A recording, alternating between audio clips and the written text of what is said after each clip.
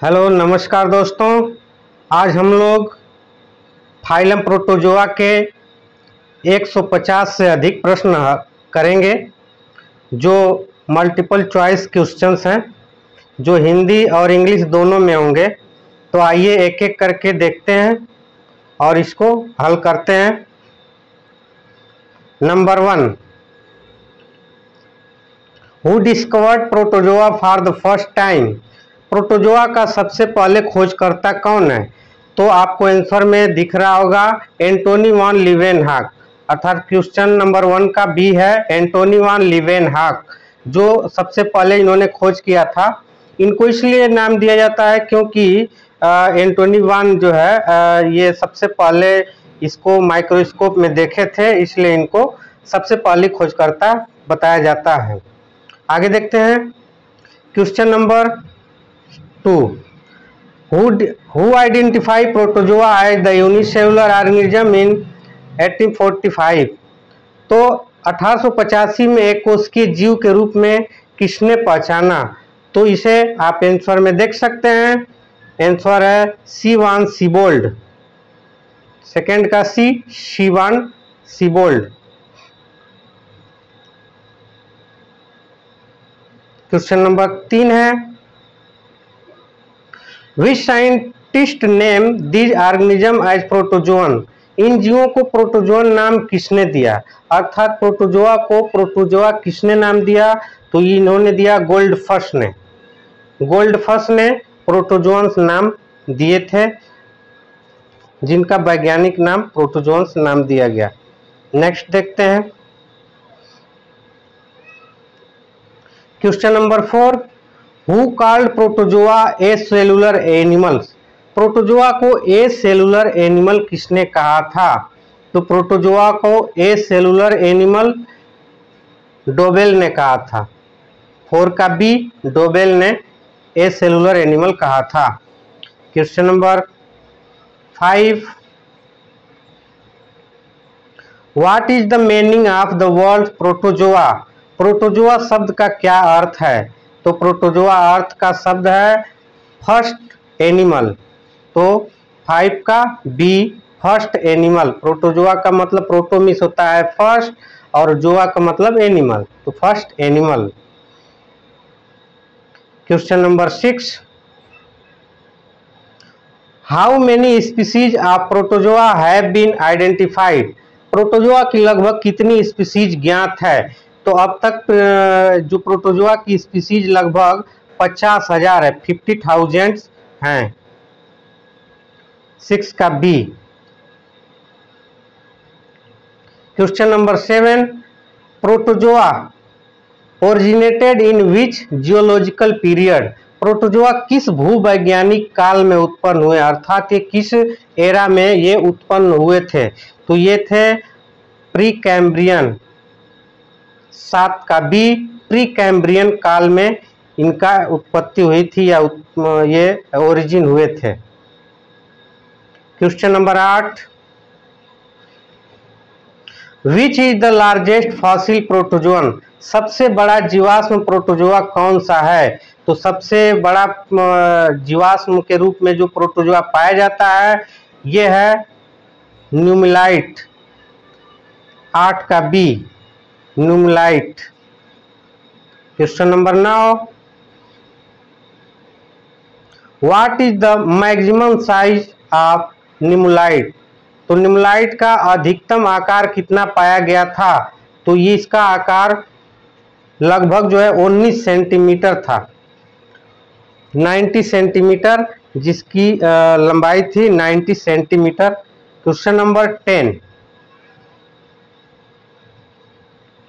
What is the general size range of protozoa? Protozoa का सामान्य आकार कितना होता है? तो प्रोटोजोआ का जो साइज होता है 10 का ए 0.002 mm से लेकर 16 mm तक होते हैं। Question number 11, protozoa are generally? Protozoa सामान्यतः कैसे होते हैं? तो प्रोटोजोआ यूनिसेलुलर होते हैं। 11th का बी, यूनिसेलुलर, क्योंकि प्रोटोजोआ एक कोशिकीय एनिमल्स है, एक कोशिकीय प्रोटोजोन को कहा जाता है। Question number 12, the nucleus of most protozoa is, अधिकांश प्रोटोजोआ का न्यूक्लियस कैसा होता है? तो अधिकांश प्रोटोजोआ का न्यूक्लियस सिंगल न्यूक्लियस होते हैं, क्योंकि अक्सर ज़्यादा मात्रा में देखा जाता है तो प्रोटोजोआ में सिंगल न्यूक्लियस, लेकिन आप देखते हैं कि जो पैरामीशियम है, पैरामीशियम में ही जो है डबल न्यूक्लियस पाया जाता है। तो अधिकतर प्रोटोजोन में सिंगल न्यूक्लियस पाया जाता है। Question number 13, in ciliate how many type of nucleus are present? तो सिलिएट में कितने प्रकार के न्यूक्लियस पाए जाते हैं? तो सिलिएट का मतलब कि सिलिएट में पैरामीशियम आते हैं, तो इनमें 2 न्यूक्लियस पाया जाता है। तो क्वेश्चन नंबर 13 का 2 अर्थात बी, तो ये सिलिएट में 2 न्यूक्लियस पाए जाते हैं। Question number 14, what is the function of micronucleus in ciliate? तो सिलिएट में माइक्रोन्यूक्लियस का क्या कार्य है? माइक्रोन्यूक्लियस का मतलब कि जो इनमें पाए जाते हैं, पैरामीशियम में 2 न्यूक्लियस होते हैं, एक बड़ा होता है और एक छोटा। तो यहाँ पर पूछा गया कि माइक्रोन्यूक्लियस, माइक्रो मतलब जो बड़ा साइज में है, उसका क्या कार्य है? तो इसका कार्य है 14 का B, metabolic and vegetative function, क्योंकि जो बड़ा न्यूक्लियस है ये मेटाबॉलिज्म में और इनके वेजिटेटिव कैरेक्टर को दर्शाते हैं, अर्थात उनके ग्रोथ के लिए, उनके उपापचयी क्रिया के लिए ये बड़ा वाला न्यूक्लियस यूज किया जाता है, या उनमें ये यूज होते हैं, या इनसे अपना मेटाबॉलिज्म का कार्य और वेजिटेटिव फंक्शन में भाग लेते हैं। आगे देखते हैं question number 15, what is the function of micronucleus in ciliate? तो सिलिएट में माइक्रोन्यूक्लियस का कार्य क्या है? तो अभी हमने बात की कि बड़ा न्यूक्लियस जो है मेटाबॉलिज्म और वेजिटेटिव फंक्शन में भाग ले रहा था, तो माइक्रोन्यूक्लियस किस में भाग ले रहा है? तो ये भाग लेता है रिप्रोडक्शन में, क्योंकि जो छोटा न्यूक्लियस पाया जाता है पैरामीशियम में, वो रिप्रोडक्शन में भाग लेते हैं। आगे देखते हैं question number 16, what are the locomotory organelles in protozoa? तो प्रोटोजोआ में लोकोमोटरी ऑर्गेनेल्स कौन से हैं? तो प्रोटोजोआ के अंदर जो लोकोमोटरी ऑर्गन होते हैं वो होते हैं सूडोपोडिया, फ्लैजेला एंड सिलिया, क्योंकि सूडोपोडिया का मतलब कि जो अमीबा वगैरह पाए जाते हैं, तो इनमें ये सूडोपोडिया पाया जाता है। लेकिन अगर बात करें कि यूग्लिना हुआ, तो यूग्लिना में ये फ्लैजेला के द्वारा ये पाए जाते हैं, फ्लैजेला के द्वारा ये मूवमेंट करते हैं। और जैसे ट्रिपैनोसोमा हुआ, लिस्मानिया हुआ, तो इनमें ये सिंगल फ्लैजेला पाए जाते हैं जो उनसे मूवमेंट करते हैं, जबकि सीलिया के द्वारा आप पैरामीशियम में देख सकते हैं कि पैरामीशियम में सीलिया के द्वारा मूवमेंट होता है। इनमें सीलिया ऊपर ऊपर पाए जाते हैं, ये इनके द्वारा मूवमेंट करता है। आइए अगला क्वेश्चन देखते हैं, question number 17, which type of symmetry is seen in protozoa? Protozoa में कौन सी सिमेट्री देखी जाती है? तो प्रोटोजोआ में हर प्रकार की सिमेट्री आपको देखने को मिलेगी, तो बाइलेटरल भी, रेडियल भी, स्फेरिकल भी, तो इस तरह से ऑल ऑफ दीज आप कह सकते हैं कि इसमें सिमेट्री पाई जा रही है। तो इसमें जैसे सिमेट्री का मतलब कि इनको जैसे प्रोटोजोआ है तो एसिमेट्री है, जहाँ पे बराबर काटने में बराबर बराबर नहीं मिलते हैं, तो उसमें एसिमेट्रिकल होते हैं, जबकि अन्य बाइलेटरल भी हो सकते हैं, रेडियल भी हो सकते हैं। रेडियल का मतलब कि जो चारों तरफ से इक्वल हाफ में कट जाए, और जो सिर्फ इक्वल 2 हाफ में कटते हैं उनको हम लोग बाइलेटरल बोलते हैं। जैसे अगर कोई ऐसी सिमेट्री या कोई एनिमल है तो इनको 2 पार्ट में जब डिवाइड हो जाए बराबर बराबर, तो इसको हम लोग कहते हैं बाइलेटरल। आइए आगे देखते हैं question number 18, protozoa are found in, protozoa कहाँ पाए जाते हैं? तो प्रोटोजोआ हर जगह पाए जाते हैं, आपको all over the world, waters में, मैराइन वाटर हुआ, ये एरियली होते हैं, या फिर आपको मतलब इन्वायरमेंट में कहीं भी ये देखने को मिल जाते हैं। तो इस तरह wild soil inside the animal, तो इस तरह इसका आंसर होगा ऑल ऑफ द एबव या ऑल ऑफ दीज। आगे देखते हैं क्वेश्चन नंबर 19। तो 90 के अंदर आप देख सकते हैं कि the body covering of most protozoa is, अधिकांश प्रोटोजोआ का शरीर किससे ढका होता है? तो अधिकांश प्रोटोजोआ का शरीर पेलिकल से ढका होता है। इसमें आप देख सकते हैं क्वेश्चन नंबर 19 का ए है, जिसको हम कहते हैं पेलिकल, अर्थात पेलिकल जो होता है सबसे ऊपरी पार्ट भाग होता है, जो कवर के रूप में ये पाए जाते हैं। क्वेश्चन नंबर 20, तो 20 में आप देख सकते हैं which protozoa have cell exoskeleton made of calcium carbonate और सिलिका, कौन से प्रोटोजोआ में कैल्शियम कार्बोनेट या सिलिका से बनी सेल एक्सोस्केलेटन अर्थात उसका बाहरी आवरण जो सेल से बना होता है, कैल्शियम कार्बोनेट का बना होता है, तो ये होते हैं रेडिलेरियन एंड फोरामिनोफेरा। तो रेडिलेरियन और फोरामिनोफोरा जो होते हैं, इनमें एक्सोस्केलेटन सेल्स पाए जाते हैं कैल्शियम कार्बोनेट का, जबकि यूग्लिना पैरामीशियम अमीबा में ऐसा कुछ नहीं होता है। क्वेश्चन नंबर 21 को देखते हैं। Contractile vacuole in protozoa is meant of, तो प्रोटोजोआ में कंट्रेक्टाइल वैक्यूल्स का कार्य क्या है? तो आप देखेंगे कि प्रोटोजोआ के अंदर कंट्रेक्टाइल वैक्यूल्स होते हैं जो ऑस्मो रेगुलेशन में भाग लेते हैं। ये तो यहाँ पर आप देख सकते हैं ऑस्मो रेगुलेशन आपका आंसर है, ऑस्मो रेगुलेशन 21 का सी, यहाँ आंसर भी नीचे है ऑस्मो रेगुलेशन। आगे देखते हैं क्वेश्चन नंबर 22 को देखते हैं। Contractile vacuole is absent in, तो कंट्रेक्टाइल वैक्यूल किसमें नहीं पाया जाता है? तो कंट्रेक्टाइल वैक्यूल जितने भी मैराइन प्रोटोजोआ है उसमें नहीं पाए जाते हैं, तो 22 का सी, क्योंकि अगर ये मैराइन प्रोटोजोआ में रहेंगे तो ये इनका ऑस्मो रेगुलेशन इसलिए आवश्यकता नहीं होती है क्योंकि अधिक मात्रा में जब इनमें वाटर हो जाता है तो इनको बाहर निकालने का काम ऑस्मो रेगुलेशन के द्वारा होता है, लेकिन ये मैराइन में नहीं पाए जाते, क्योंकि मैराइन में अगर होगा तो ये फट जाएंगे या इसे डिस्टर्ब हो सकता है, इसलिए मैराइन में नहीं पाए जाते हैं। समुद्रों में या समुद्री प्रोटोजोन्स में ये कंट्रेक्टाइल वैक्यूल नहीं पाया जाता है। आगे देखते हैं क्वेश्चन नंबर 23।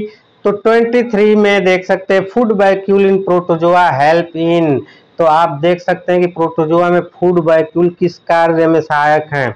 तो बहुत सारे आप अमीबा ले लें या फिर पैरामीशियम ले लें, तो आपको इनमें फूड वैक्यूल्स देखने को मिलता है, जिसमें ये किसी भी सूक्ष्म जीव को ये अट्रैक्ट करके और इंगेस्ट करते हैं और एक फूड वैक्यूल्स बना लेते हैं, और जिसमें भोजन का उनको डाइजेस्ट कर लिया जाता है, तो डाइजेशन के काम में ये हेल्प करते हैं। तो फूड वैक्यूल्स का काम डाइजेशन होता है, तो 23 का सी।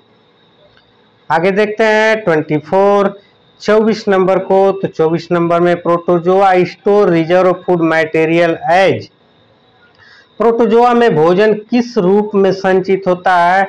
तो उसमें जो स्टोरेज फूड होता है प्रोटोजोआ के अंदर, तो ग्लाइकोजन और आयल के रूप में होता है। 24 का ए, ग्लाइकोजन एंड आयल, तो ग्लाइकोजन एंड आयल के रूप में ये पाए जाते हैं स्टोर फूड। आगे देखते हैं 25 का। 25 में न्यूट्रिशन इन अमीबा इज, तो अमीबा में पोषण किस प्रकार का होता है? तो अमीबा में पोषण हर प्रकार का देखा जाता है, तो इसको बोल सकते हैं होलोजोइक। तो होलोजोइक का मतलब ये हर प्रकार से, अर्थात ऑटोट्रॉफिक भी करते हैं और सैप्रोफाइटिक भी होते हैं, सिम्बायोटिक भी होते हैं, तो इसको हम लोग होलोजोइक टोटल बोल देते हैं। तो ये होलोजोइक प्रकार का न्यूट्रिशन इनमें पाया जाता है। Question number 26 nutrition in Euglena, Euglena में पोषण किस प्रकार का होता है? तो इसमें जो है ऑटोट्रॉफिक भी होता है, क्योंकि ये सूर्य के प्रकाश से अपना भोजन भी बना लेते हैं। ये स्वपोषी भी होते हैं, ऑटोट्रॉफिक भी होते हैं और हेटेरोट्रॉफिक भी। इस तरह से इनको मिला के हम लोग बोलते हैं मिक्सोट्रॉफिक। तो 26 का सी, तो मिक्सोट्रॉफिक बोलते हैं। आगे देखते हैं 27 नंबर पे है protozoa which live inside other animal are. वे प्रोटोजोआ जो अन्य जीवों के शरीर में रहते हैं उनको हम लोग बोलते हैं पैरासाइट। तो जो ये प्रोटोजोअन्स हैं वो किसी ह्यूमन के बॉडीज में पाई जाती हैं, तो उनको हम लोग पैरासाइट बोलते हैं। जैसे आपने देखा होगा प्लाज्मोडियम हुआ, प्लाज्मोडियम जिससे मच्छर के काटने, प्लाज्मोडियम से जो मलेरिया होता है ये परजीवी है, पैरासाइट है। उसी तरह ट्रिपैनोसोमा है जो निद्रा रोग फैलाते हैं। उसी तरह लिस्मानिया है जो काला जार रोग फैलाते हैं। ये सब क्या है? पैरासाइट है। तो 27 अर्थात 27 का ए, पैरासाइट जो जीवों के शरीर में रहते हैं। आगे देखते हैं 28। तो 28 नंबर पे आप देख सकते हैं symbiotic protozoan are found in. तो जो सिम्बायोटिक प्रोटोजोआ होता है वो कहाँ पाया जाता है? टर्माइट गट्स, बिल्कुल राइट। काऊ रूमेन, बिल्कुल सही। काकरोच, हिंड गट, तो ये सब में पाए जाते हैं। तो इस तरह से आप कह सकते हैं कि ऑल ऑफ दीज, अर्थात जो टर्माइट के गट में भी जो है प्रोटोजोआ पाया जाता है जो उनसे सिम्बायोटिकली एसोसिएटेड होते हैं, अर्थात वो किसी जीव को नुकसान नहीं पहुंचाते हैं, बल्कि एक दूसरे को, प्रोटोजोआ को भी फायदा हो जाता है और उस जीव को भी फायदा हो जा रहा है जिसमें ये रह रहे हैं। तो इस प्रकार के जो जीव होते हैं उसको हम सिम्बायोटिक एसोसिएशन बोलते हैं। तो ये काऊ के रूमेन वाले जो अर्थात जो चबाने वाले या कैटल्स हैं जो घास खाने वाले हैं उनको रूमिनेंट एनिमल भी कहते हैं। तो उनके अंदर भी जो है पाए जाते हैं ये, इनके हाथ में, काकरोच के गट में भी पाए जाते हैं। तो इस तरह से ये सिम्बायोटिक प्रोटोजोआ आपको इन तीनों जगह में देखने को मिलते हैं, इसलिए इसका आंसर होता है ऑल ऑफ दीज, इनमें सभी। क्वेश्चन नंबर 29 में आप देख सकते हैं प्रोटोजोआ रेस्पायर थ्रो। प्रोटोजोआ में श्वसन किस प्रकार से होता है? तो प्रोटोजोआ में श्वसन डिफ्यूजन के द्वारा होता है, क्योंकि इसमें गिल्स होते नहीं है, क्योंकि ये जो जल में रहने वाले होते हैं अक्सर उनमें ये जो कार्डेट्स होते हैं, वर्टिब्रेट होते हैं, उनमें गिल्स पाए जाते हैं। ट्रेकिया जो है कि आर्थ्रोपोड्स में पाए जाते हैं। तो इनमें जो है डिफ्यूजन द्वारा होता है, अर्थात water higher concentrate to low concentrate की तरफ मूव करता है। इनमें इस प्रकार का रेस्पायरेशन पाया जाता है। क्वेश्चन नंबर 30 में देखते हैं। 30 में आप देख सकते हैं excretion in protozoa occur by. तो प्रोटोजोआ में अपशिष्ट पदार्थों का निष्कासन किससे होता है? तो आप समझ सकते हैं कि जो प्रोटोजोअन्स हैं उनमें जो अपशिष्ट पदार्थ हैं या फिर एक्सक्रेटरी मटेरियल्स है वो उनमें न नेफ्रेडिया होता है, न किडनी होता है, न फ्लेम सेल्स होते हैं, बल्कि इसमें क्या होते हैं? इनका उत्तर है कंट्रेक्टाइल वैक्यूल एंड डिफ्यूजन। तो इनमें कंट्रेक्टाइल वैक्यूल और डिफ्यूजन पाया जाता है, क्योंकि जो नेफ्रिडिया और किडनी है वो हायर एनिमल में पाए जाते हैं, फ्लेम सेल्स जो है प्लेटीहेल्मिन्थीज में पाए जाते हैं। तो इस तरह से आप कह सकते हैं कि इनका आंसर होगा सी, 30 का सी, कंट्रेक्टाइल वैक्यूल जिसमें ऑस्मो रेगुलेशन हो रहा है और डिफ्यूजन द्वारा इसमें रेस्पायरेशन हो रहा है। तो इस तरह से एक्सक्रेशन में भाग कौन कौन ले रहा है? तो कंट्रेक्टाइल वैक्यूल और डिफ्यूजन। आगे देखते हैं क्वेश्चन नंबर 31। तो 31 में आप देख सकते हैं कि asexual reproduction in protozoa take place by. तो एसेक्सुअल रिप्रोडक्शन प्रोटोजोआ में किससे होता है? तो इसमें अक्सर फीजन द्वारा होता है। 31 का सी फ्यूजन का मतलब कोई एक सेल है और एक सेल से माइटोटिकली डिवाइड होकर के ये दो सेल्स में डिवाइड हो जाते हैं, इक्वल कैरेक्टर दोनों में पाया जाता है, सेम सेम। तो ये जो है एक से दो भागों में डिवाइड हो जाना माइटोटिकली रूप से, इसको हम लोग कहते हैं फ्यूजन। तो इस तरह से इनमें फ्यूजन देखने को मिलता है। आइए देखते हैं 32 नंबर क्वेश्चन। तो 32 पे आपने देखा कि बाइनरी फ्यूजन इन अमीबा अकर इन। तो अमीबा में बाइनरी फ्यूजन कहाँ होता है, तो द्विविभाजन कहाँ होता है अमीबा में। तो ये सभी प्रकार के बाइनरी फ्यूजन ये देखने को मिलते हैं।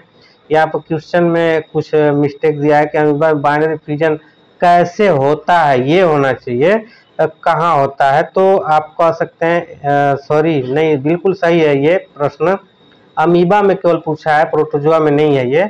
तो अमीबा में बाइनरी फ्यूजन किसी भी तरीके से हो जाता है, क्योंकि इसमें क्योंकि ये बिना साइज के होते हैं, तो ये कहीं से भी ये हो जाते हैं, ये एक भाग से दो भाग में डिवाइड होकर के, क्योंकि इनको अगर कोई न्यूक्लियस है, इनको कई भागों में काट दिया जाए तो ये अलग अलग रीजनरेट करके एक नया एनिमल्स बना लेते हैं, और इनसे फिर ये बाइनरी फ्यूजन करके ये दो बन जाते हैं, दो ऑर्गेनिज्म बन जाते हैं या दो अमीबा बन जाते हैं। तो ये एनी प्लेन, किसी भी प्लेन से ये बाइनरी फ्यूजन कर सकते हैं। क्वेश्चन नंबर 33 को देखते हैं। तो 33 में आप देख सकते हैं, सॉरी, तो 33 में आप देख सकते हैं कि बाइनरी फ्यूजन, तो देखें अब ये देखते हैं longitudinal binary fusion in seen. तो जो लॉन्गिट्यूडिनल अर्थात लंबवत बाइनरी फ्यूजन किस में पाया जाता है, तो लॉन्गिट्यूडिनल यूग्लिना में देखने को मिलता है, 33 का बी। यूग्लिना में लॉन्गिट्यूडिनल इसलिए होता है क्योंकि ये लंबवत रूप से ही, सॉरी, आप देख सकते हैं ये यूग्लिना है, ये जो है लंबवत, ऐसे लंबवत ये अलग होकर के ये दो पार्ट में बन जाते हैं ऐसे। तो ये लंबवत लॉन्गिट्यूडिनली जो है इनमें फ्यूजन हो जा रहा है, द्विविभाजन होता है। आगे देखते हैं क्वेश्चन नंबर 34। तो 34 में transverse binary fusion is seen in. तो ट्रांसवर्स बाइनरी फ्यूजन किस में देखने को मिलता है, तो ट्रांसवर्स बाइनरी फ्यूजन पैरामीशियम में मिलता है। तो 34 का सी, जो ट्रांसवर्स बाइनरी फ्यूजन है वो पैरामीशियम में देखने को मिलता है।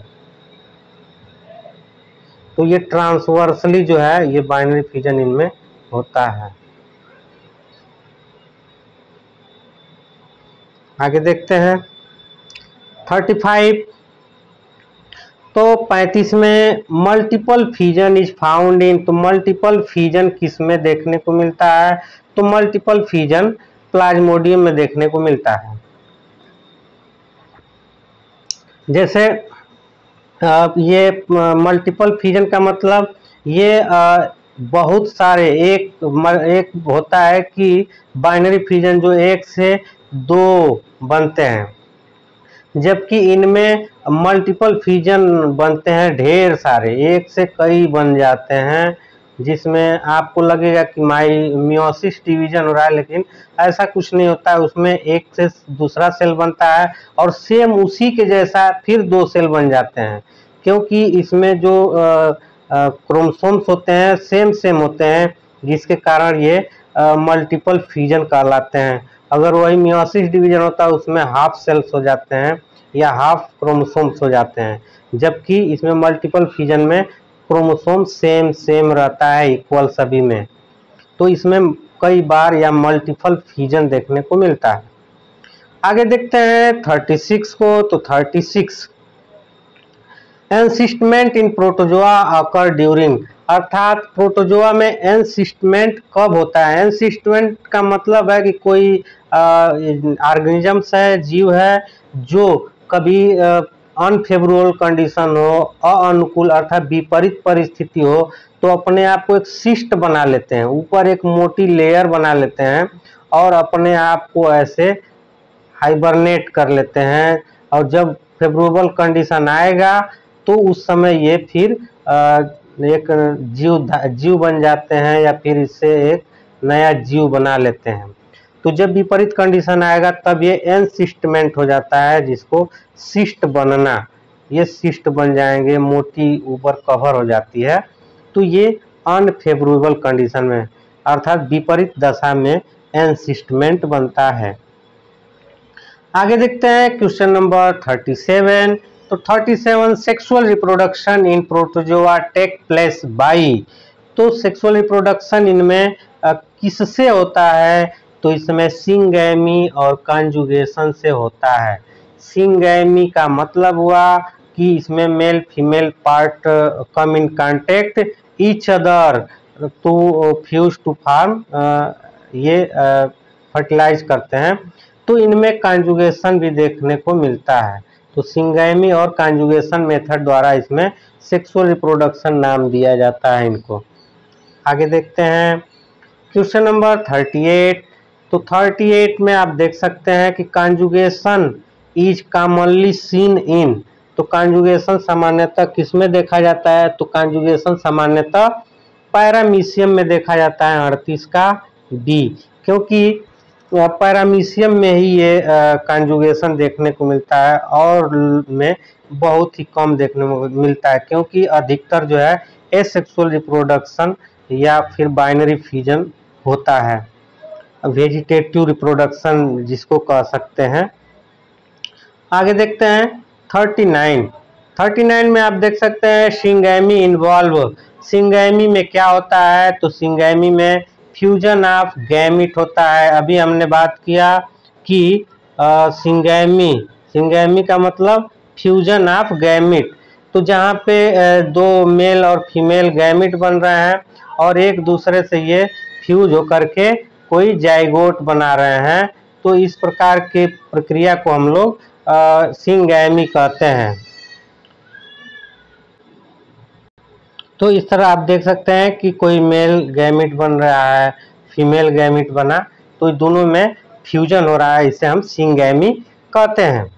आइए नेक्स्ट देखते हैं 40 को। तो 40 में आप देख सकते हैं कि स्पोरोगोनी ऑकरिन, ये बहुत इंपॉर्टेंट क्वेश्चन है। स्पोरोगोनी किसमें होता है? तो स्पोरोगोनी एक स्टेज है जिसमें प्लाज्मोडियम में देखने को मिलता है, क्योंकि प्लाज्मोडियम वाइवेक्स हुआ, प्लाज्मोडियम फैल्सिपेरम हुआ, प्लाज्मोडियम मलेरिया, इनकी कई स्पीसीज है जो मलेरिया रोग फैलाती है। इसमें स्पोरोगोनी एक स्टेज होता है जो इनमें देखने को मिलता है। इस पर हम लोग बाद में डिस्कस करेंगे कि ये कैसे कैसे होता है। तो आगे हम लोग पहले क्वेश्चन देख लेते हैं। Question number 41 protozoa are mostly, अर्थात प्रोटोजोआ अधिकतर कैसे होते हैं? तो प्रोटोजोआ अक्सर एक्वेटिक होते हैं। एक्वेटिक बोले तो जलीय होते हैं। जलीय का मतलब ये अक्सर जल में पाए जाते हैं, क्योंकि ये मोस्टली मैराइन भी होते हैं, फ्रेश वाटर जैसे अमीबा भी वाटर में पाए जाते हैं, एक्वेटिक होते हैं, पैरामीशियम भी, फिर यूग्लिना भी। इस तरह से ये मोस्टली जो है वाटर में देखने को मिलता है। तो ये एक्वेटिक होते हैं, जलीय होते हैं। आगे देखते हैं question number 42। Protozoa without locomotory organ are. वे प्रोटोजोआ जिनमें लोकोमोटरी आर्गन नहीं होते हैं। तो इनमें कौन कौन से ऑप्शन है जिसमें लोकोमोटरी आर्गन नहीं है? तो अमीबा में लोकोमोटरी आर्गन होता है, बिल्कुल होता है, क्योंकि इसमें सूडोपोडिया के द्वारा ये मूवमेंट करते हैं, इसे लोकोमोशन में भाग ले रहे हैं, मूवमेंट करते रहते हैं। प्लाज्मोडियम में नहीं होता है बिल्कुल। तो आप कह सकते हैं कि प्लाज्मोडियम इसका आंसर हो सकता है, क्योंकि प्लाज्मोडियम में लोकोमोटरी आर्गन नहीं होते हैं। यूग्लिना में फ्लैगेला होता है, पैरामीशियम में बिसिलिया होता है जिससे ये मूवमेंट करते हैं, लेकिन प्लाज्मोडियम में कोई ऐसा पार्ट नहीं होता है लोकोमोशन करे, वो सीधे पैरासाइट हैं इनसाइड मनुष्य के अंदर, ये रोग फैलाते हैं। तो ये किसी न किसी माध्यम से मूवमेंट करते हैं, जैसे प्लाज्मोडियम हुआ वो मॉस्किटो के द्वारा वेक्टर का काम करते हैं, इस तरह से इनमें ये नहीं पाया जाता है। नेक्स्ट देखते हैं कि 43 रेडियोलेरियन पोसेस स्केलेटन मेड ऑफ, अर्थात जो रेडियोलेरियन का स्केलेटन किससे बना होता है। तो रेडियोलेरियन एक प्रकार का ये प्रोटोजोअन्स होते हैं जिनमें उनका स्केलेटन बाहर पाया जाता है। ये सिलिका का बना होता है, रेडियोलेरियन में सिलिकॉन बॉडी पाई जाती है। ये मैराइन्स होते हैं अक्सर। 44 देखते हैं, तो 44 में आपने देखा कि फोरामिनिफेरा, अर्थात foraminifera possess skeleton made of. तो फोरामिनिफेरा का स्केलेटन किससे बना होता है, तो फोरामिन का जो स्केलेटन है वो कैल्शियम कार्बोनेट का बना होता है। आगे देखते हैं 45, तो आप देख सकते हैं कि the largest living protozoa is, सबसे बड़ा जीवित प्रोटोजोआ कौन सा है, तो सबसे बड़ा जो लिविंग है, जो अभी भी है, वो है स्पाइरोस्टोमम प्रोटोजोआ, 45 का B.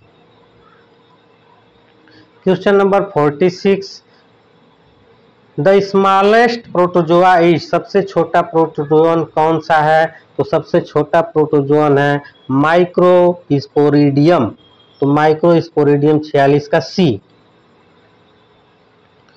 Question number 47, protozoa showing polymorphism, कौन सा प्रोटोजोआ पॉलीमॉर्फिज्म दिखाता है, तो इसमें प्रोटोजोआ में पॉलीमॉर्फिज्म आपको ट्रिपैनोसोमा में देखने को मिलता है, क्योंकि ट्रिपैनोसोमा में कई स्टेज मिलता है, अर्थात लिस्मैनियल फार्म हुआ और कई फार्म इसमें जो है ट्रिपैनोसोमल फार्म होता है, क्रिथेडियल फार्म है, ये 3 फार्म इसमें देखने को मिलता है। एक लिस्मानिया है, उसमें भी कई फार्म देखने को मिलता है। तो जिनमें अलग अलग रूप में दिखने को मिलते हैं उनको हम पॉलीमॉर्फिज्म कहते हैं, क्योंकि उनको अलग अलग जो होस्ट में और जो वेक्टर हैं इनमें अलग अलग इनकी साइज और अलग अलग रूप होते हैं, इसलिए इनको पॉलीमॉर्फिज्म कहते हैं।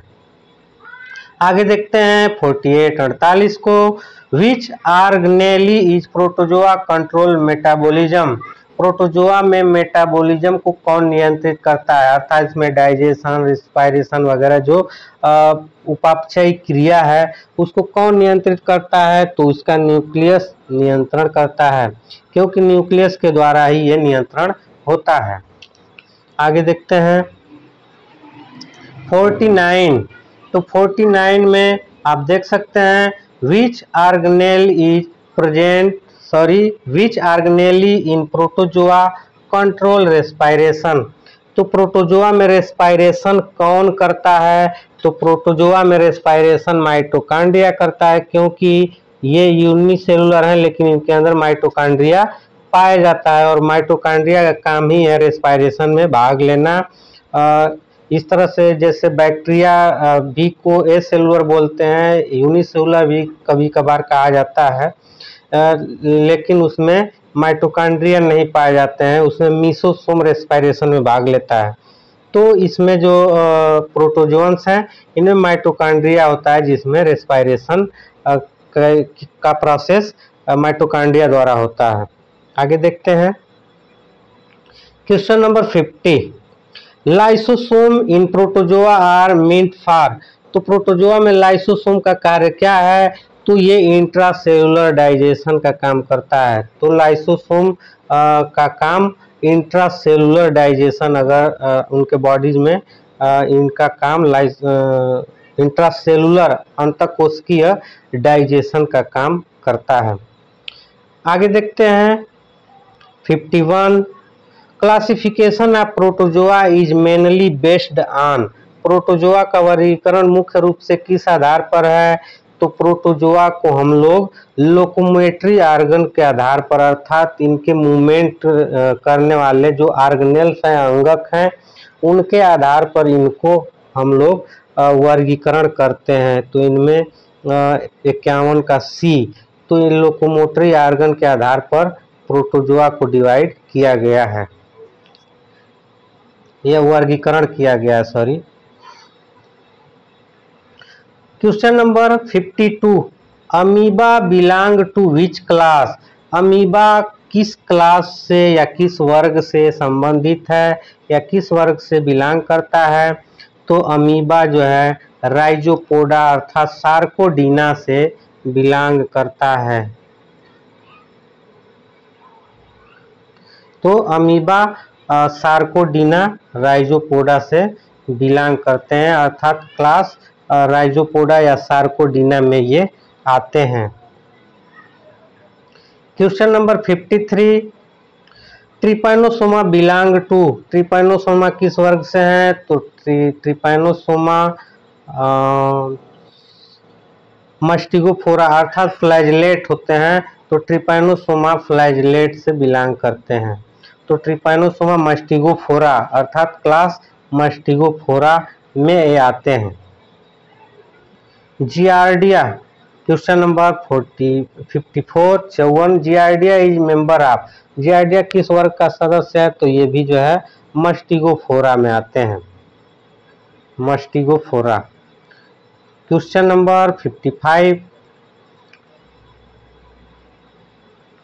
ट्राइकोमोनास बिलोंग टू, ट्राइकोमोनास किस वर्ग में आते हैं? तो ट्राइकोमोनास मस्टिगोफोरा में आते हैं, क्योंकि जिनमें फ्लैजलेट होते हैं वो मस्टिगोफोरा में आते हैं। क्वेश्चन नंबर 56, तो 56 में leishmanian, leishmania, leishmania is a member of, leishmania किस वर्ग में आते हैं? तो लिस्मानिया भी मस्टिगोफोरा में आते हैं। लिस्मानिया काला आजार रोग फैलाते हैं, जिनको काला आजार रोग इनके द्वारा होता है। सैंड फ्लाई इनका वेक्टर है। Question number 57, euglena belong to, तो यूग्लिना किससे बिलोंग करता है? तो ये भी मस्टिगोफोरा से, क्योंकि ये भी फ्लैजलेट होते हैं। 58, 58, the locomotory organelle of mastigophora is, mastigophora का लोकोमोटरी ऑर्गेनेल क्या है? तो मस्टिगोफोरा का लोकोमोटरी ऑर्गन फ्लैजला है, क्योंकि इनमें फ्लैजला पाए जाते हैं, इसलिए इनको मस्टिगोफोरा में रखा जाता है या फिर इनको फ्लैजलेट भी कहते हैं। क्वेश्चन नंबर 59, 59 को देखते हैं, पैरामीशियम बिलोंग टू, तो पैरामीशियम किस वर्ग में आते हैं? तो पैरामीशियम सीलियोफोरा में आते हैं, क्योंकि इनके अंदर सीलिया पाई जाती है, इनकी बॉडी पर सीलिया पाई जाती है जो मूवमेंट में और हेल्प करती है। Question number 60,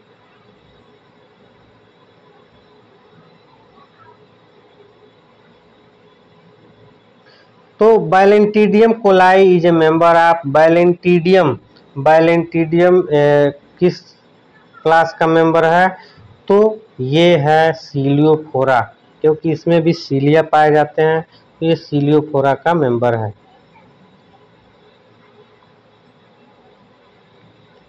question number 61, the locomotory organ, the locomotory organelle of ciliophora is, तो सीलियोफोरा का लोकोमोटरी ऑर्गन सीलिया होता है, क्योंकि सीलिया के द्वारा ये मूवमेंट करते हैं। Question number 62, 62 number, plasmodium belong to, plasmodium किस वर्ग से बिलोंग करता है? तो स्पोरोजोआ से, क्योंकि ये स्पोरोजोआ जो होते हैं अक्सर ये रोग फैलाते हैं और ये पैरासाइट होते हैं, तो स्पोरोजोआ प्लाज्मोडियम जो है स्पोरोजोआ क्लास से बिलोंग करता है।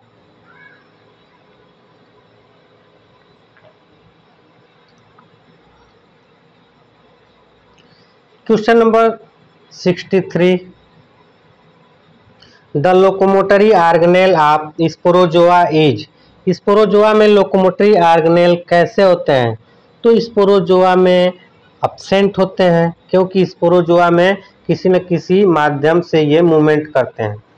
तो स्पोरोजोआ में लोकोमोटरी ऑर्गन नहीं पाया जाता है। तो 63 का सी।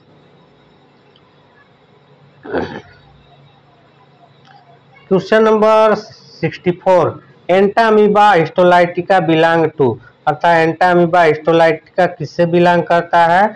तो ये सार्कोडीना से। 64 का ए। तो एंटामीबा हिस्टोलाइटिका जो है ये डिसेंट्री काज करता है ह्यूमंस में। अगला क्वेश्चन भी शायद इसी पर है।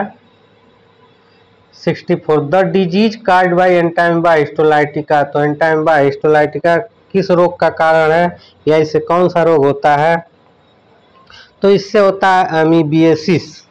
अमीबियासिस एक प्रकार का डिसेंट्री रोग है, पेचिस रोग होता है, जिसके कारण ह्यूमन में ये पेचिस रोग फैलाते हैं।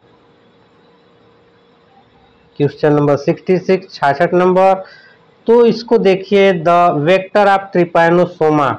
हाँ, तो ट्रिपैनोसोमा का वेक्टर अर्थात वाहक कौन है? तो ट्रिपैनोसोमा का सीसी फ्लाई है। 66 का बी, सीसी फ्लाई। सीसी मक्खी होती है जो ट्रिपैनोसोमा प्रोटोजोआ को एक ह्यूमन से या एक होस्ट से नेक्स्ट होस्ट में ले जाने का काम करती है या फैलाते हैं रोग।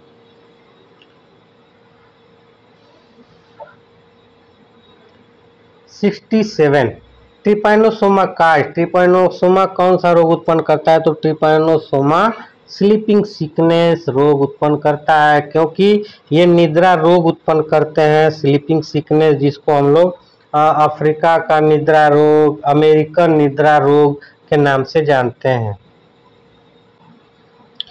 माफ कीजिएगा, कुछ टेक्निकल गड़बड़ी हो गई थी।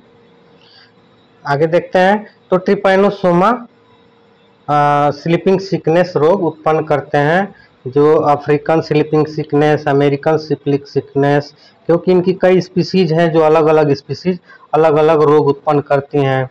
जैसे ट्रिपैनोसोमा ब्रुसाई है। आगे देखते हैं। 68, लिस्मानिया काज। लिस्मानिया कौन सा रोग उत्पन्न करता है? तो लिस्मानिया डोनवानी है। लिस्मानिया रोग जो है लिस्मानियासिस या फिर काला आजार रोग उत्पन्न करते हैं। तो 68 का सी, ये काला आजार रोग लिस्मानिया के द्वारा होता है। 69, the vector of Leishmania is. Leishmania का वाहक कौन है? तो लिस्मानिया का वाहक सैंड फ्लाई है, क्योंकि लिस्मानिया से जो है ये काला जार रोग होता है, जो सैंड फ्लाई इनको ले जाने का काम करते हैं, वाहक का काम करते हैं। तो सैंड फ्लाई ही लिस्मानिया का वाहक है।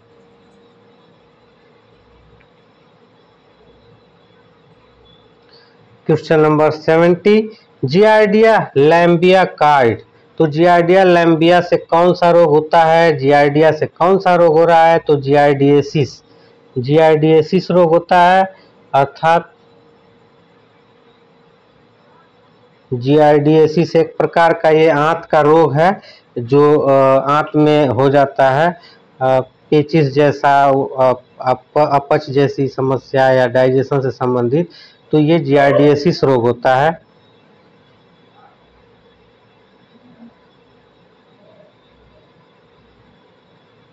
आगे देखते हैं।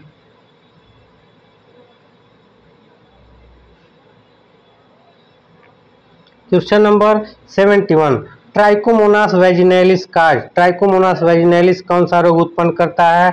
तो ट्राइकोमोनास वैजिनैलिस ट्राइकोमोनियासिस रोग उत्पन्न करता है।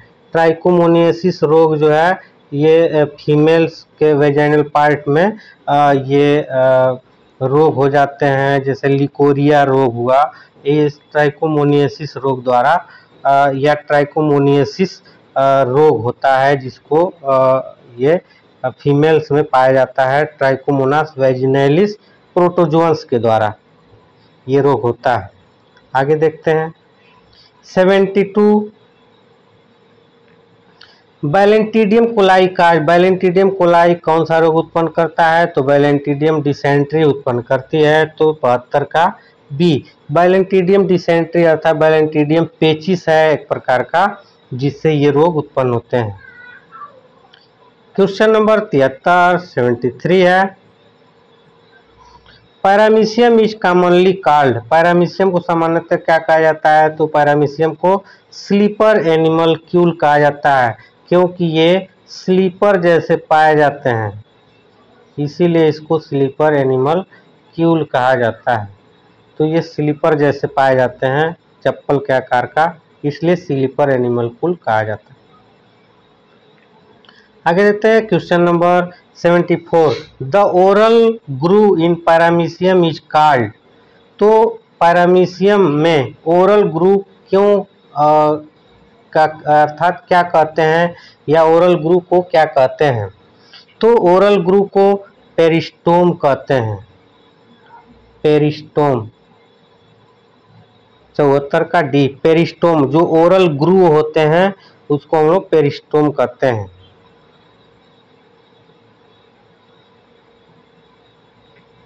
Question number 75 75 the body of paramecium is covered by. Paramecium का शरीर किससे ढका होता है? तो पैरामीशियम का शरीर पेलिकल एंड सीलिया से ढका होता है।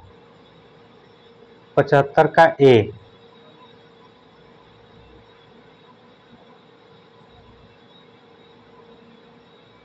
आगे देखते हैं 76 paramecium reproduce asexually by. Paramecium का एसेक्सुअल रिप्रोडक्शन किससे होता है? तो बाइनरी फ्यूजन से। आप जान सकते हैं कि इनमें बाइनरी फ्यूजन बहुत इंपॉर्टेंट होता है, क्योंकि पैरामीशियम में कॉन्जुगेशन भी होता है, लेकिन एसेक्सुअल रिप्रोडक्शन बाइनरी फ्यूजन अर्थात द्विविभाजन के द्वारा होता है। Question number 77 paramecium reproduce asexually by. Same two वही मिस प्रिंटिंग हो गया, तो नहीं सॉरी सेक्सुअल रिप्रोडक्शन पूछा है, सेक्सुअल नहीं है। तो पैरामीशियम में रिप्रोड्यूस सेक्सुअली, तो पैरामीशियम का सेक्सुअल रिप्रोडक्शन जो है कॉन्जुगेशन के द्वारा होता है। अभी हमने इसके बारे में बात की। तो एक सेक्सुअल में बाइनरी फ्यूजन और सेक्सुअल रिप्रोडक्शन में कॉन्जुगेशन होता है पैरामीशियम के अंदर। Question number 78 Euglena show. Euglena किस प्रकार का न्यूट्रिशन दिखाता है? तो यूग्लिना मिक्सोट्राफिक है। मिक्सोट्राफिक का मतलब इसमें ऑटोट्राफिक और हेटरोट्राफिक दोनों प्रकार का न्यूट्रिशन होता है, क्योंकि ये अपना भोजन सनलाइट के प्रेजेंस में भी बनाते हैं।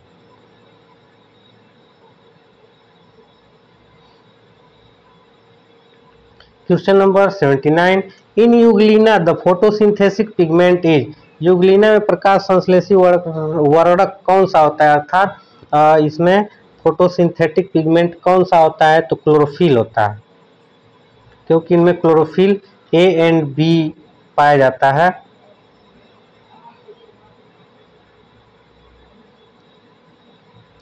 Question number 80 euglena lack. Euglena में क्या नहीं पाया जाता? Chloroplast, cell wall, flagella, nucleus. तो यूग्लिना में सेल वॉल नहीं पाया जाता है, इनमें सेल वॉल नहीं पाए जाते हैं।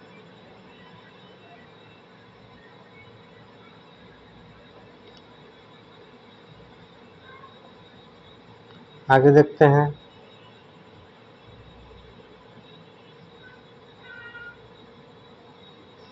81 the locomotory organelle of amoeba is. Amoeba का लोकोमोटरी ऑर्गेनेल क्या है?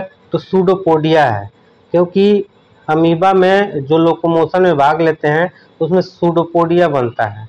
क्योंकि आप देख सकते हैं ये जो आउटग्रोथ दिख रहा है ये सूडोपोडिया होता है। ये सूडोपोडिया के द्वारा ये आगे सर्कुलेट होते रहते हैं, मूव करते रहते हैं। सॉल जेल प्रक्रिया इनमें पाई जाती है, जेली जैसे पाए जाते हैं, इसी तरह ये मूवमेंट करते हुए आगे बढ़ते हैं। आगे देखते हैं 82 अमीबा डाइजेस्ट फूड, अमीबा भोजन का पाचन कैसे करता है? तो अमीबा भोजन का पाचन इंट्रासेलुलर करता है, क्योंकि इनमें इंट्रासेलुलर डाइजेशन होता है। इंट्रासेलुलर अर्थात अंतःकोशिकीय पाचन होता है, कोशिका के अंदर इसमें डाइजेशन होता है। बात करें हम लोगों की तो हम लोगों में एक्स्ट्रा सेलुलर होता है। आगे देखते हैं 83, amoeba reproduce asexually by, amoeba में एसेक्सुअल रिप्रोडक्शन किससे होता है? तो बाइनरी फिजन से होता है, क्योंकि इनमें भी बाइनरी फिजन द्विविभाजन होता है, जो एक से दो भाग में माइटोटिकली डिवाइड हो जाते हैं। 84, amoeba reproduce asexually by, amoeba का सेक्सुअल रिप्रोडक्शन किससे होता है? तो अमीबा में सेक्सुअल रिप्रोडक्शन गैमिट फॉर्मेशन या सिंगैमी के द्वारा होता है, क्योंकि इनमें गैमिट बनते हैं, मेल एंड फीमेल गैमिट पाए जाते हैं। आगे देखते हैं 85, 85 में आप देख सकते हैं एंटाइम्बा हिस्टोलाइटिका लाइव इन, एंटाइम्बा हिस्टोलाइटिका कहाँ पाया जाता है? तो ह्यूमन इंटेस्टाइन में, क्योंकि ये बड़ी आंत में पाए जाती हैं और ये डिसेंट्री रोग फैलाती है ह्यूमन में।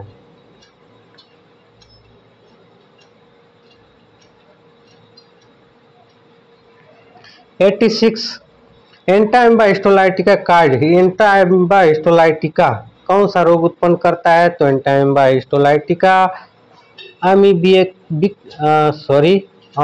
डिसेंट्री, अर्थात ये अमीबिक डिसेंट्री उत्पन्न करते हैं, अमीबिक पेचिस रोग उत्पन्न करते हैं।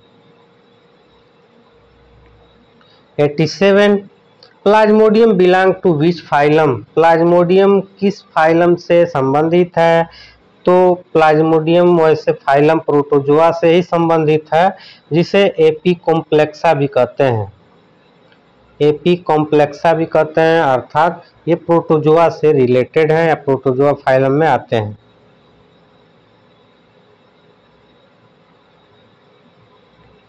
88, disease caused by plasmodium, plasmodium कौन सा रोग उत्पन्न करता है? तो प्लाज्मोडियम मलेरिया रोग उत्पन्न करता है, 88 का बी, क्योंकि प्लाज्मोडियम के द्वारा ही मलेरिया रोग होता है और इसका वेक्टर फीमेल एनाफ्लीज, मादा एनाफ्लीज मच्छर के द्वारा ये वाहक का काम करते हैं।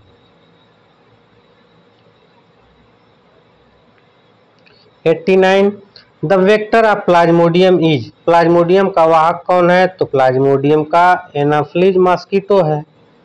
89 का सी, 89 का सी, एनाफ्लीज मच्छर। अगला है 90, the infective stage of Plasmodium for human is, मनुष्य के लिए प्लाज्मोडियम का संक्रामक स्टेज कौन सा है?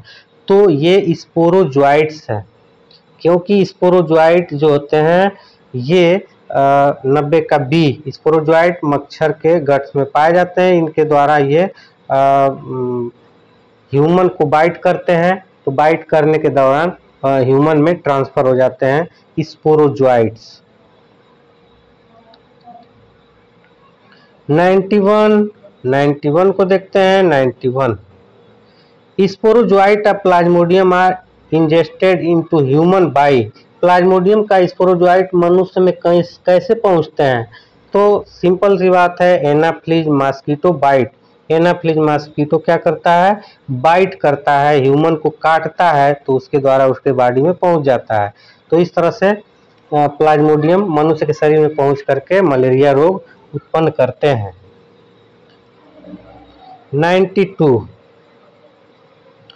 92, the diagnostic stage of Plasmodium in human is, मनुष्य में प्लाज्मोडियम का निदान स्टेज कौन सा है? तो अर्थात मनुष्य में अगर ये प्लाज्मोडियम या फिर हमें मलेरिया रोग हो गया है तो किस स्टेज में हम लोग इसका डायग्नोसिस करते हैं? तो इसको हम लोग मीरोजोइट स्टेज में करते हैं, क्योंकि मीरोजोइट जब आरबीसी में फैल जाते हैं तो उस समय ये साफ साफ दिखाई देते हैं, तब इनका हम लोग डायग्नोस करते हैं, पता लगाते हैं, या इसकी जांच करके हमें टेस्ट में, लैब टेस्ट में ये दिखाई देते हैं। नेक्स्ट देखते हैं 93 के अंदर जो है आप देख सकते हैं the schizogony of plasmodium occur in. तो साइजोगोनी ऑफ प्लाज्मोडियम कहाँ होते हैं? तो प्लाज्मोडियम की साइजोगोमी स्टेज लीवर और आरबीसी के होती है, लीवर और आरबीसी में। तो ह्यूमन के लीवर और आरबीसी में ये पाए जाते हैं। लीवर और ये मानव के रेड ब्लड सेल्स में और लीवर में साइजोगोनी प्लाज्मोडियम की एक स्टेज है जो पाई जाती है। नेक्स्ट देखते हैं 94। तो 94 में the sporogony of plasmodium occur in. Plasmodium की स्पोरोगोनी कहाँ होती है? तो स्पोरोगोनी जो स्टेज होती है वो मॉस्किटो में होती है, क्योंकि मच्छर के अंदर ये स्टेज पाया जाता है स्पोरोगोनी, अर्थात ये स्पोर के रूप में उनमें फर्टिलाइज करके स्पोर बनाते हैं और वो फिर उनके गट में पहुंचते हैं और फिर वो बाइट करते हैं, तो बाइट के द्वारा ह्यूमन में चले जाते हैं। नेक्स्ट देखते हैं 95। तो 95 multiple fusion in Plasmodium is called. Plasmodium में जो मल्टीपल फ्यूजन होता है, जो कई बार द्विविभाजन होता है, उसको हम लोग मल्टीपल फ्यूजन कहते हैं। तो इसको ये किस स्टेज में होता है? तो ये साइजोगोनी स्टेज में होता है, क्योंकि साइजोगोनी में जो है ये मल्टीपल फ्यूजन होता है। नेक्स्ट देखते हैं 96। तो 96 में आप देख सकते हैं the definitive host of plasmodium is. Plasmodium का डेफिनेटिव होस्ट किसे कहते हैं? डेफिनेटिव होस्ट का मतलब है जो प्राइमरी होस्ट। तो प्राइमरी होस्ट में कौन है? तो मॉस्किटो। जो प्राइमरी होस्ट या पहला जो पोषक होता है या होस्ट होता है वो मॉस्किटो होता है। 97 को देखेंगे। तो 97 में the intermediate host of plasmodium is. तो प्लाज्मोडियम का इंटरमीडिएट होस्ट या सेकेंडरी होस्ट कौन है? तो वो है मैन। ये ह्यूमन में सेकेंडरी होस्ट हैं जिनमें ये रोग फैलाते हैं। 98 तो काला आजार इज काज्ड बाई। काला आजार किसके कारण होता है? तो लिस्मानिया डोनोवानी के द्वारा। 98 का ए लिस्मानिया डोनोवानी के द्वारा काला आजार रोग होता है। 99 sleeping sickness is caused by. Sleeping sickness किसके कारण होता है? तो स्लीपिंग सिकनेस ट्रिपैनोसोमा गैम्बियंस के द्वारा होता है। 99 का ए ट्रिपैनोसोमा गैम्बियंस के द्वारा ये स्लीपिंग सिकनेस निद्रा रोग होता है।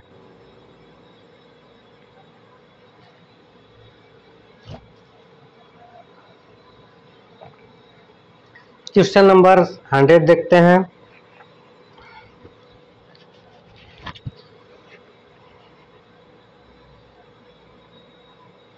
Amoebic dysentery is caused by. Amoebic dysentery किसके कारण होता है? तो एंटामिबा हिस्टोलाइटिका के कारण, क्योंकि अमीबा के द्वारा डिसेंट्री एंटामिबा हिस्टोलाइटिका द्वारा होता है। क्वेश्चन नंबर 101 101 को देखते हैं।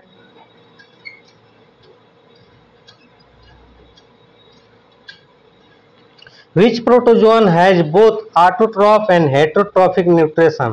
किस प्रोटोजोआ में ऑटोट्रॉफिक और हेटेरोट्रॉफिक दोनों प्रकार के पोषण पाए जाते हैं? तो यूग्लिना में पाए जाते हैं, क्योंकि ये प्रकाश की उपस्थिति में अपना भोजन बना लेते हैं और ऐसे दूसरे एनिमल्स या माइक्रो ऑर्गेनिज्म को भी इंगेस्ट करके अपना भोजन प्राप्त करते हैं। अगला देखते हैं 102 the mode of reproduction in Sporozoa is. तो स्पोरोजोआ में प्रजनन का प्रकार क्या है? तो स्पोरोजोआ मतलब कि जो स्पोरोजोआ होते हैं उनमें रिप्रोडक्शन किस प्रकार से होता है? तो इसमें एसेक्सुअल और सेक्सुअल दोनों तरीके से होता है, तो इसको हम बोल सकते हैं बोथ। 102 का सी दोनों तरीके से। Question number 103 paramecium belong to which phylum? Paramecium किस फाइलम में आता है? तो पैरामीशियम सीलियोफोरा में आता है, क्योंकि इनमें सीलिएट एनिमल हैं, सीलियोफोरा में आते हैं। Question number 104 104 giardia belong to which order? Giardia किस ऑर्डर में आते हैं? तो ये आते हैं डिप्लोमोनिडा। 104 का A diplomonadida. Question number 105 which protozoa is endoparasite in human liver? कौन सा प्रोटोजोआ मानव लीवर में इंडोपैरासाइट है, अंतःपरजीवी है? तो यह है प्लाज्मोडियम, क्योंकि प्लाज्मोडियम मानव के लीवर में भी पाए जाते हैं, लीवर तक पहुंच जाते हैं या उनमें इंडोपैरासाइट रहते हैं।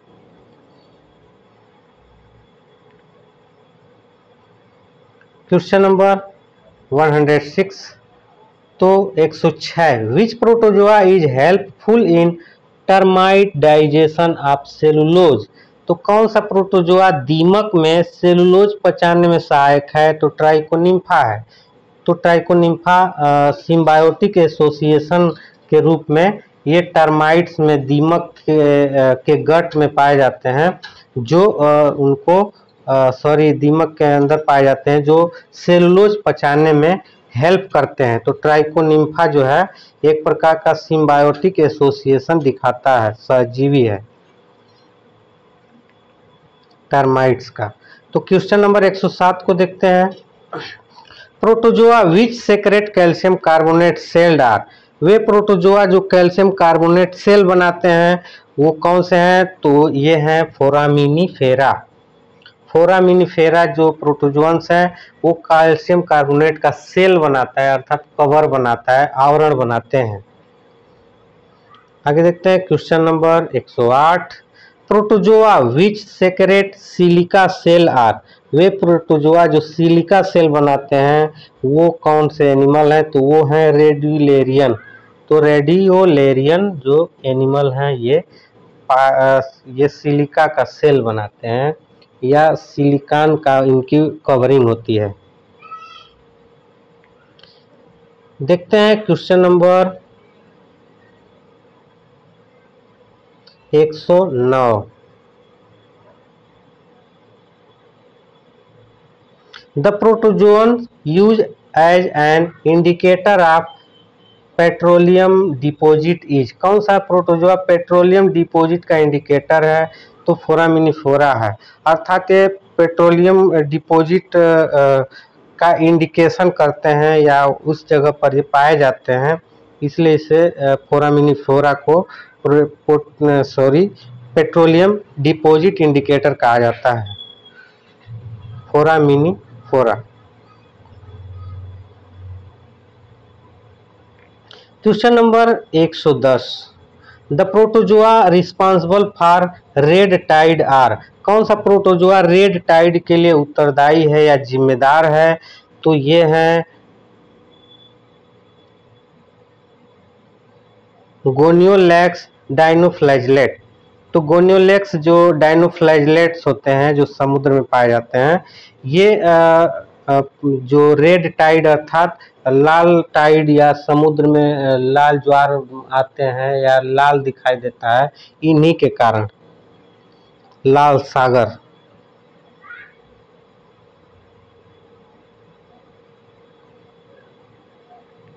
एक 111 malaria in human is caused by which genus? मनुष्य में मलेरिया किस वंश या किस जीनस से होता है? तो प्लाज्मोडियम से।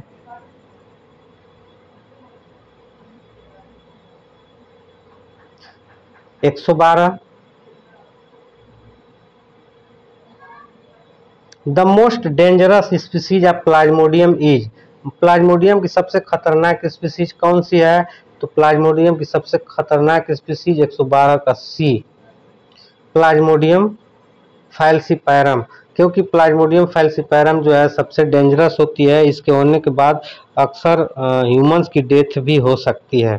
जो और नॉर्मली है प्लाज्मोडियम वाइवेक्स, मलेरी, ओवेली, ये थोड़ा सा कम है, लेकिन प्लाज्मोडियम फैल्सीपैरम डेंजरस होता है।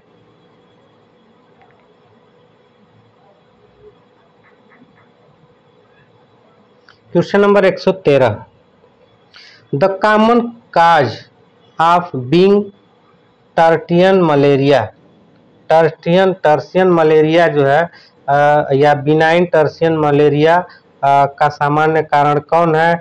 तो जो प्लाज्मोडियम वाइवेक्स के द्वारा जो अक्सर नॉर्मल मलेरिया होते हैं उनको हम लोग बिनाइन टर्सियन मलेरिया भी कहते हैं। तो ये प्लाज्मोडियम वाइवेक्स के द्वारा होता है। तो याद रखेंगे benign tertian malaria plasmodium vivax से होते हैं।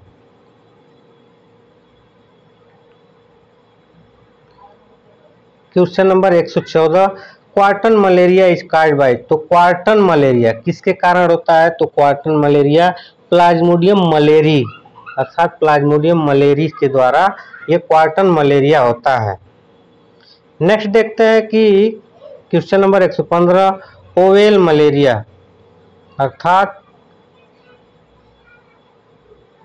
Oval malaria is caused by, तो ओवेल मलेरिया जो है प्लाज्मोडियम ओवेली के द्वारा होता है। क्वेश्चन नंबर 115 का D. 116, question number 116, Plasmodium complete is sexual cycle in, Plasmodium अपना सेक्सुअल साइकिल कहाँ पूरा करता है? तो ये मॉस्किटो के अंदर। बिल्कुल राइट है कि ये मॉस्किटो के अंदर अपना सेक्सुअल साइकिल या सेक्सुअल स्टेज जो है मच्छर के अंदर पूरा होता है और ह्यूमन के अंदर एसेक्सुअल स्टेज पाया जाता है। तो इस तरह से प्लाज्मोडियम अपना सेक्सुअल स्टेज मॉस्किटो के बॉडी में कंप्लीट करता है। Question number 117, Plasmodium complete it's sexual cycle, तो प्लाज्मोडियम अपना एसेक्सुअल साइकिल कहाँ पूरा करता है? तो प्लाज्मोडियम अपना अलैंगिक चक्र या एसेक्सुअल रिप्रोडक्शन मैन में पूरा करता है, ये ह्यूमन के अंदर पूरा करता है। तो 117 का बी।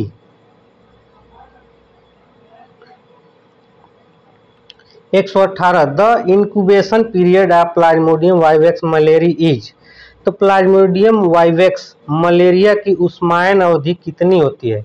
उष्मायन अवधि का मतलब इनमें जो ये 12 से 17 दिन तक उष्मायन स्टेज पाया जाता है या इसका जो है इंक्यूबेशन पीरियड होता है जो इनके बॉडी में ये पूरी तरह से फैल जाते हैं।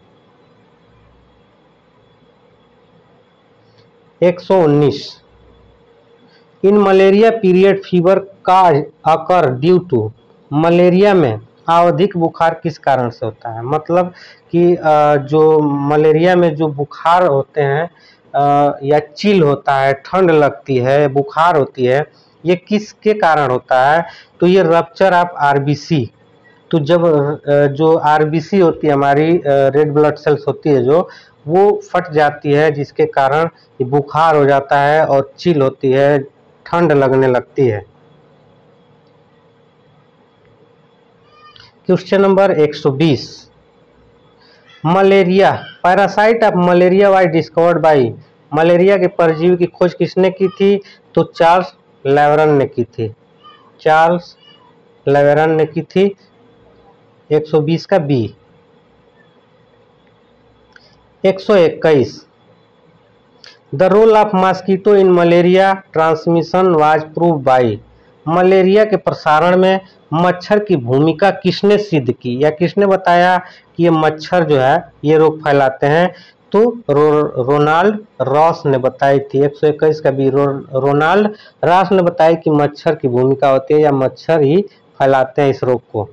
122, Nobel prize for the discovery of malaria parasite was awarded to, तो मलेरिया परजीवी की खोज के लिए नोबेल पुरस्कार किसे मिला? तो ये चार्ल्स लेवरन को मिला, चार्ल्स लेवरन को मिला था। 122 का ए, चार्ल्स लेवरन।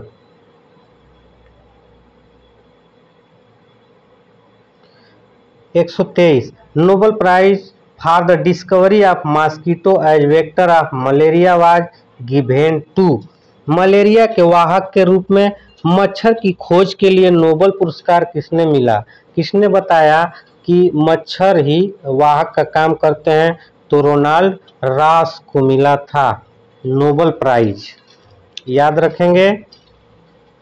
ये सारे क्वेश्चन बहुत ही इम्पोर्टेंट हैं, आपके सभी परीक्षाओं में सफलता के लिए ये उपयोगी हैं। Question number 124, the infective stage of malaria parasite for mosquito is, मच्छर के लिए मलेरिया परजीवी का संक्रामक स्टेज कौन सा होता है? तो जो मलेरिया है ये मच्छर कब जो है मच्छर में कब ये पहुंचते हैं? तो ये गैमिटोसाइट स्टेज में पहुंचते हैं, क्योंकि ये गैमिटोसाइट एक ऐसी स्टेज है जिसमें माइक्रो और मैक्रो गैमिट बनते हैं, एक छोटा और एक बड़ा, जिसको मेल फीमेल में भी डिवाइड कर सकते हैं। और यही जा करके मच्छर के अंदर ये गैमिट सेक्सुअल रिप्रोडक्शन कंप्लीट करते हैं।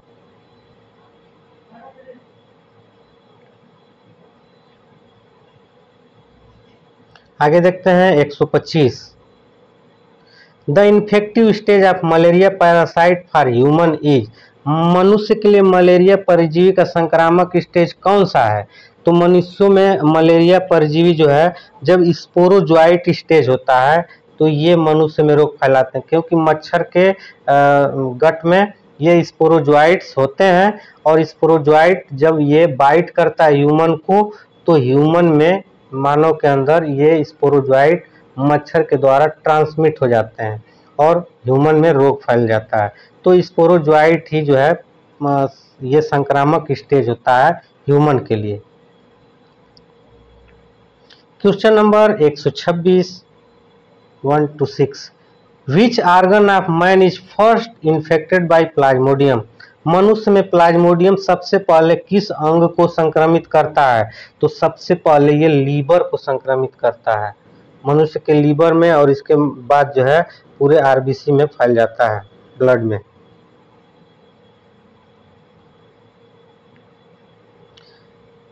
एक 127, merozoite of plasmodium are release from, plasmodium के मीरोजोइट कहाँ से निकलते हैं? तो प्लाज्मोडियम के मीरोजोइट्स लीवर सेल्स और आरबीसी से निकलते हैं। तो ये लीवर सेल्स में मीरोजोइट वहीं से बनते हैं और ये फैलते हैं। तो लीवर सेल्स और आरबीसी में ये मीरोजोइट्स बनते हैं, जो प्लाज्मोडियम का स्टेज है।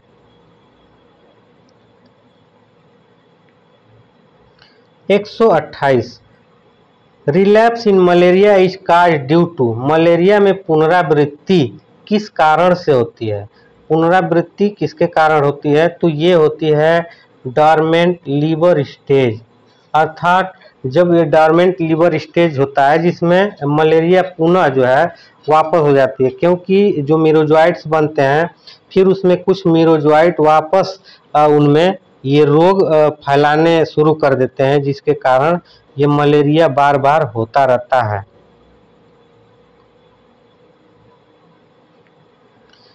129, which plasmodium species cause relapse of malaria, तो रिलैप्स ऑफ मलेरिया, मलेरिया की पुनरावृत्ति किस प्लाज्मोडियम स्पीसीज से होता है?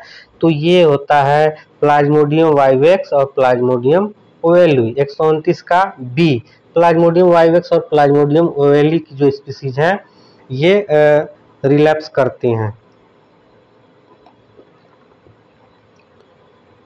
आगे देखते हैं question number 130, the drug chloroquinone act against which stage of plasmodium, अर्थात जो क्लोरोक्विनिन होता है प्लाज्मोडियम के किस स्टेज पर कार्य करता है? ये क्लोरोक्विनोन जो प्लाज्मोडियम या मलेरिया की दवा है तो ये एरिथ्रोसाइटिक स्टेज में ये काम करती है।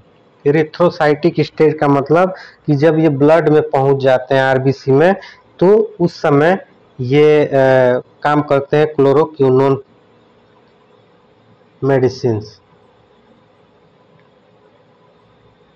आगे देखते हैं 131, द ड्रग प्राइमक्विनोन एक्ट अगेंस्ट, तो प्राइमक्विन किसके विरुद्ध कार्य करता है या किसके अगेंस्ट कार्य करता है? तो ये है हाइप्नोजोइट एंड गैमिटोसाइट्स, हिप्नोजोइट्स एंड गैमिटोसाइट, अर्थात जो ये प्लाज्मोडियम का गैमेटोसाइट स्टेज होता है, उस समय जो ह्यूमन में जो अंतिम स्टेज होता है, इसी समय ये उसके अगेंस्ट काम करता है। 132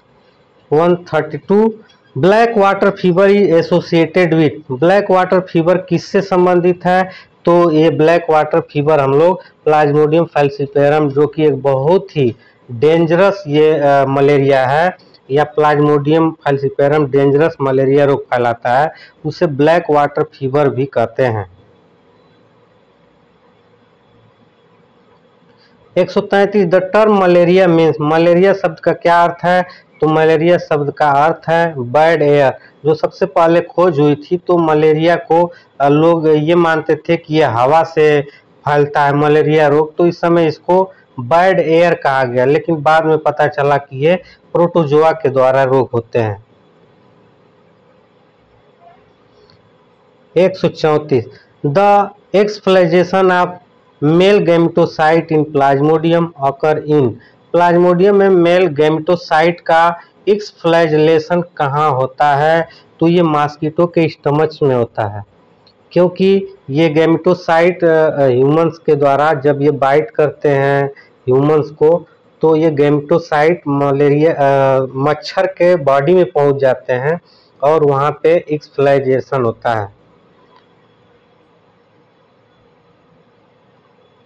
135 the ookinetes stage of plasmodium develop in. Plasmodium का ऊकाइनेट स्टेज कहाँ विकसित होता है? तो ये मॉस्किटो के स्टमच में ऊकाइनेट स्टेज मिलता है, तो 135 का बी। 136 देखते हैं। 136 the oocytes of plasmodium is found in. Plasmodium का oocyte कहाँ पाया जाता है? तो प्लाज्मोडियम का oocyte जो पाया जाता है वॉल ऑफ मॉस्किटो स्टमच। 136 का सी, मॉस्किटो के स्टमच के वॉल में, दीवार में ये चिपके रहते हैं या पाए जाते हैं, वहीं पे oocytes। oocytes एक फीमेल गैमेट्स जैसे हैं।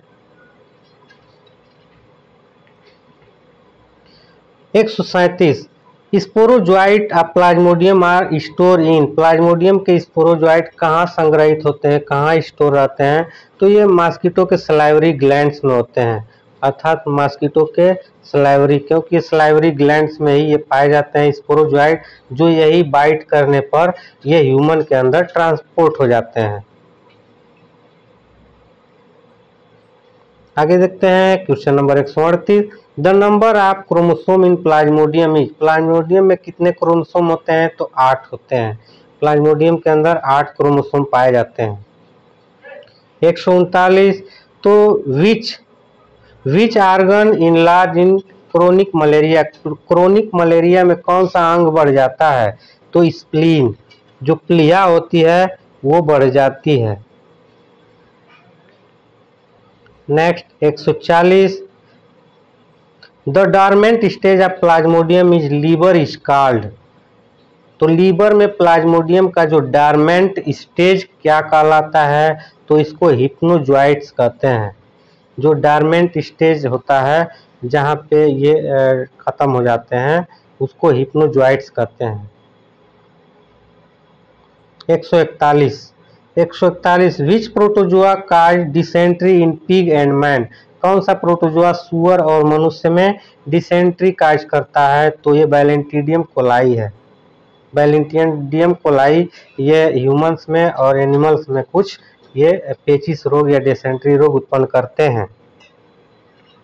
142 which protozoa is transmitted through contaminant water. कौन सा प्रोटोजोआ प्रदूषित पानी से फैलता है? तो ये जो जियार्डिया है, ये प्रदूषित वाटर के द्वारा या कंटामिनेटेड वाटर, जिसको दूषित जल कहते हैं, ये दूषित जल के द्वारा ह्यूमंस में या किसी एनिमल में पहुंचते हैं।